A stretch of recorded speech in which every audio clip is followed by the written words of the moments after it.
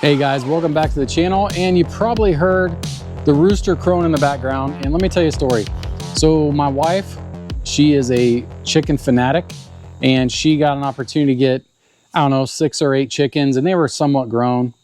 And always, if they're not if they're not fully grown, you just never know. And you know, I think she got 6 this last time, 2 ended up as roosters. So I think we've got 3 roosters back there, but nonetheless, in this video, we are looking at utility side-by-sides, crew cab with full HVAC. And if you saw our last video when I talked about the whips, I mean, some of you guys probably figured out, you know, what we got, but I want to walk you through the process. So we have 2 fantastic dealers that we work with. The first one we stopped at, we looked at the Kawasaki Ridge in the crew cab, full cab, HVAC, and then also the CF Moto U10 Highland Pro. And those 2 units they were pretty close. I mean, I got to be honest with you, CF Moto has really upped their game. But anyways, I'm going to just talk about the first one we drove was the Kawasaki Ridge. That unit, we really liked it. It rode great. The cab was very comfortable. The heat and AC worked fantastic. The audio system was good. But the problem that we had with it was just very loud in the cab. And, you know, we do a lot of dirt road riding and benefit rides. And, you know, we wanted to be able to have a conversation with with each other. And then if we had 2 other people with a crew cab, and the Ridge was just so loud. And I mean, it was super peppy, but it was just loud, and the engine noise and the drone. And anyway, so then we drove the CF Moto U10 Highland Pro, and I'm going to tell you, like, the comfort of the CF Moto, the fit and finish, the power flip-up windshield was awesome, power windows, a big touchscreen display. I mean, it had electronics everywhere, push button start, very cool unit, and substantially, and I can't stress this enough, a lot cheaper than the Ridge. So between those 2 units, I mean, right away, it was CF Moto, hands down, over the Ridge all day. But we didn't stop there. We went to our other dealer that we deal with that sells Polaris and Can-Am. And I was kind of like really into the 1500. It's a beefy unit. It's got a lot of power, but it's really expensive. I mean, it's really pricey in comparison to the other 3. And, you know, I was so amped up to drive it, and like my heart was set. That's what we were going to get. And when we drove it, it just put me in mind of the Ridge. The engine sound, the cab noise, the seating arrangement was terrible. It was very uncomfortable. The dash layout, in my opinion, for how much that side-by-side was it was so overpriced, in my opinion. I'm sure I'll get flamed for it, but it is what it is. So then we drove the Can-Am Defender Limited, and out of the gate, you know, the Defender hasn't been upgraded for years. And I know they just did it in 2026, but, you know, when we purchased this one, the 26s weren't available. But, you know, we drove it, and of all the other, you know, the other 3 that we drove, the Can-Am was probably the most sluggish of the 3. But, you know, it had that familiar kind of V-twin sound with the HD10 motor. Heat and AC were great. Seats were comfortable. Power windows, had the flip-out windshield. And then, you know, when we compared that to the Polaris, you know, for the price jump in the Polaris, and, you know, we didn't want to settle. Like, the big things for us was heat and AC, some form of audio system. I mean, and we weren't going to go, you know, crazy on accessories, but it was all about being comfortable and being able to have a conversation inside the cab. So the dust mitigation, the ambient sound, and the engine noise, like those were all things that played into our decision. So of the four, we landed on, we also drove a Can-Am Defender Limited, I'm sorry, a Can-Am Defender Lone Star Max, and that's what we end up buying. And I'm going to tell you why. Like, so there was a lot of give and take there. But the biggest thing for us was the comfort, the heat and AC, and the cab noise, and the overall feeling of the cab. The seats are super comfortable, but yeah, it's just much more palatable to drive, whether it's on the dirt road, around the farm. The engine noise is very minimal compared to the other three, and that's where we landed. And I will say, like, a close second is the U10 Highland, the CF Moto. And I will say this, the CF Moto fit and finish and all of the electronics and technical features that you get in that unit are like way above Polaris, Can-Am, and Kawasaki, like way above, and then their price point is way below. So CF Moto is they are changing the game in side-by-sides, and if they keep what they're doing, you know, keeping their quality up and their price low, like, they are going to probably dominate the market. And I hate to say it, but it's facts. Like, Polaris, Can-Am, step up your game, get real with your pricing, and that we'll just leave it there. So let me just kind of show you guys the unit we got. Obviously, we got the 2025 Can-Am Defender Lone Star Max, but I'll just show you some of the features, and we'll just kind of wrap it up. But that's where we landed. So let's jump into the features. So first off, some things that you're going to get with the Defender Limited 2 is you're going to get tinted windows. Now, these ones I have put more tint on. I wanted it blacked out like a limousine, but the new Defenders are going to come with the tinted windows. Now, also on the Lone Star, you're going to get this rocker protection down here, 15-inch rims and 30-inch, they're like carnivore looking tires. I think they call them Track Force. But very good tread. I love the carnivores. I run them on the KRX. The next thing that you're going to get with the Lone Star, open the door here. On the 25s, they don't have like the two-tone seats anymore, but you still get the same audio roof. This is a 6-speaker JBL system. And if you guys haven't checked YouTube on how to unlock that stereo, you just got to do it because it really amps up the sound quality in it. So we're going to jump around to the front of the machine. So on the front of the machine, you're going to get the XMR style, or the XMR style front bumper. So it's not going to have the bars out to the side like the Limiteds, and you're also going to get a worn, I believe that's a 4,500 pound winch, I believe. Yep. And all the controls are on the inside. You're also going to get a flip out windshield. It's not power, so it does have a lever. You flip it out, and then you're going to get the windshield wiper as well.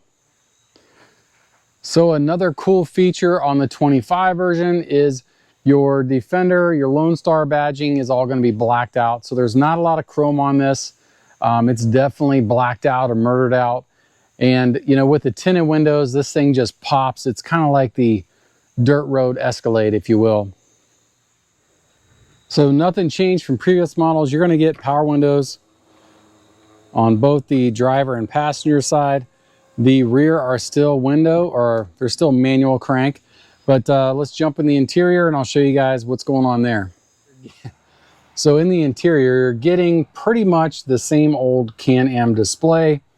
And you're also getting your HVAC system controls, very OG looking compared to some of the other units, but basically on-off switch, and you can cycle through.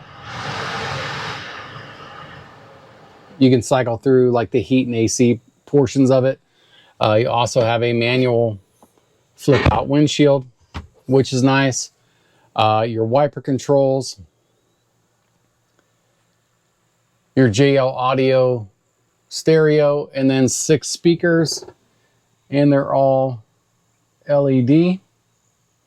And like I said, the main thing with this is definitely unlock that stereo for sure, because it makes a huge difference. Just search YouTube, you'll find it. Also, you kind of got like a really nice storage bin here that's removable. It's kind of difficult to do one-handed. There we go. So you got 4 vents on the top here. 1, 2, 3, and 4. There's also a vent under the floor, and then your defrost up here. And these floor vents will come closed from the factory, so make sure you open those up. You'll also have 1 bin under the seat, and you can buy more of these that go under each seat. And then I'll show you guys some of the stuff we added to it. But it also comes with a rear view mirror. And all the seats now, like I said, they just had the Lone Star insignia there. Very nice seat, plenty of insulation. Cup holders galore, plenty of storage. But not much has changed for probably the last 5 years or so from the Defender standpoint. So if you're buying a utility side-by-side, obviously you want some good bed space. All 4 units we drove, basically the bed space is about the same, but you have your standard kind of tailgate there. Again, all of the logos here have been blacked out on the 2025s. And then unless you're in the Highland, it's just a handle pull in the bed dumps. So the dealer that we bought it from, they make it pretty advantageous to add some accessories just from the pricing and discount. So we did add the sport flares, fender flares. These are not the wide ones. I think they kind of just top off the unit, make it look the way it should. Can-Am should really just put these on from the factory. You can get a wider unit, but we elected for these. And then also we added the mirrors. And, you know, for me, I'm kind of like old school. I like that, you know, Ram style tow mirror. So those look really good, I think. And the visibility is really awesome.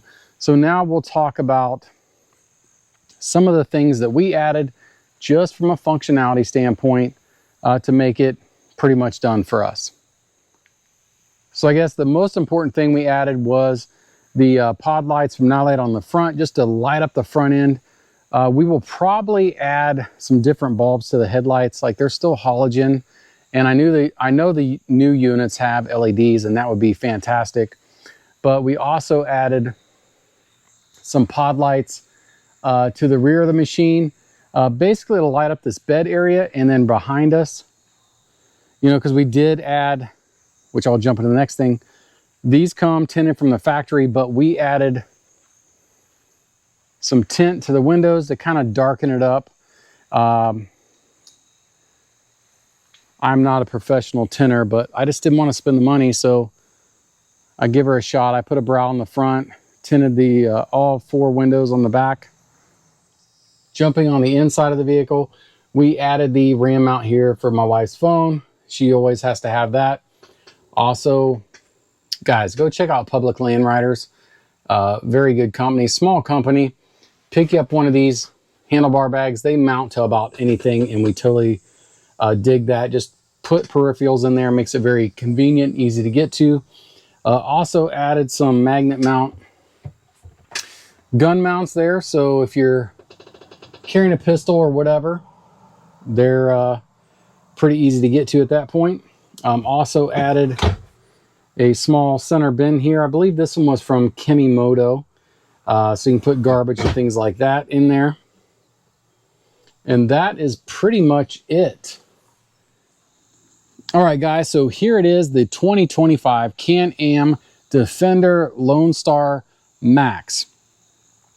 So how did we come to this point? Like I said, we drove the Defender, the Polaris 1500, the Kawasaki Ridge, and the CF Moto Highland Pro. And if I was going to rank those, like from 1 being the best, which is what we bought, and by the best, I mean what worked the best for us, for our needs, So the Defender for us, you know, power-wise was probably at the very bottom of the 4. But the engine noise, that V-twin sound, you know, like I said, inside the cab, it's not loud at all. It is definitely the quietest of the 4. I think all of their HVAC systems are equally as good. You know, like this unit here, 100 degrees. We were just out a couple weeks ago, 100 degrees. It maintained like 73 degrees or so in the cab. You know, you put more people in there, obviously it's going to get warmer. You know, honestly, I think, anyways, I'll just stop there. So all 4 of them equally in that regard the same. Audio systems are all subpar. So if you're not in the market for an audio system, maybe step down to the limited. But, you know, again, between the 4, power-wise, probably the bottom of the list. Price point, this unit was less money than the 1500, the 1500 being the most expensive. And, you know, as far as creature comforts, the most comfortable unit that we drove was the CF Moto Highland. The seats were just plush and the seating position was good. The absolute worst was probably the 1500. I mean, it still felt like we had a 900 XP years ago, Ranger, and it still felt like we were driving a 900 XP Ranger. So like that was probably the worst as far as comfort wise. And I would have thought, you know, Polaris like launched that 1500, and I'll be honest with you, I was dead set that that's what I wanted, just because of the power, the new transmission, and you know, it was just beefy, good looking unit on the outside, and I was probably the most disappointed with that. And I think they dropped the ball. They just raised the price and didn't bring anything to the table. But you know, I know Polaris fanboys are going to argue that, and I'm not saying I'm a Can-Am fanboy. I mean, I've had Polaris, I've had a Razor, you know, XP Turbo 4. We've had the Ranger, so we've had Polarises, the Sportsman, and I'm not partial to like any one brand. It's all about like what it brings to the table for us and our needs at that time. And anyways, the 1500 was probably the biggest disappointment for what they want you to pay for that. The Ridge, you know, it's fairly new. You know, as far as, you know, all the other markers, power, like it had very good power, very peppy. The engine noise was crazy in that it just wasn't, you couldn't hold a conversation. Like it just feels like you need to still have headsets with that. And I will say, you know, with our KRX, same thing. Like that's what it reminded me of. But all the technology, comfort, all that was all good. The CF Moto, and you know, if the CF Moto was quieter than this Defender, we would have completely bought the CF Moto. And I am shocked to say that, but CF Moto has come so far in the last couple years. Like they are changing the game, and I hope that it forces like the big players to get real with their price point. I mean, if they can make, you know, that level of comfort, technology, fit and finish at that price point, like Can-Am Polaris needs to rethink how they're doing business, because CF Moto will walk away from them. But yeah, so fit and finish looks, CF Moto #1 for sure. The killer for us was just the engine noise, and you know, it wasn't as smooth transmission wise as the Can-Am. The Kawasaki, very comfortable. Fit and finish was good. It was like just noisy, and it had some kind of resonance to it. It just wasn't, it just reminded us of the KRX, heavy duty built. Like if you were gonna, you know, hit the trails, the Ridge or the XD 1500 just felt like it was like the trail machine versions. But if you were like utility, work, comfort, you know, the CF Moto or the Defender was at the top of the list for us. And again, the only thing that hurt the CF Moto from our perspective was just the cab noise.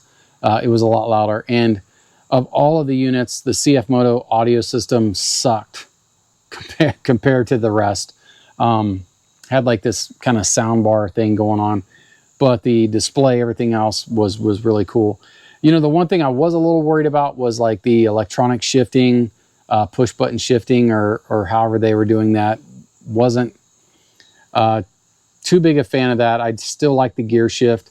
The Can-Am's very familiar, you know, pull back, where the Polaris was still that long throw forward to get it into gear. But at the end of the day, we ended up on the Defender Lone Star Limited, or I'm sorry, Lone Star Max. I keep wanting to say Limited, but there's a lot of differences between the Lone Star and the Limited. If you guys like these videos, you want to support the channel, we have a PayPal link. We also have an Amazon storefront for you guys that are still into reloading. All kinds of stuff on there that I have like tried and used and recommend. So check those out. We get a small commission. Also, Facebook, Instagram, find us on there. And if you don't want to spend any money, just like and share these videos. It helps us out a lot, keeps us motivated. And as always, we appreciate you guys. So until next time, God bless.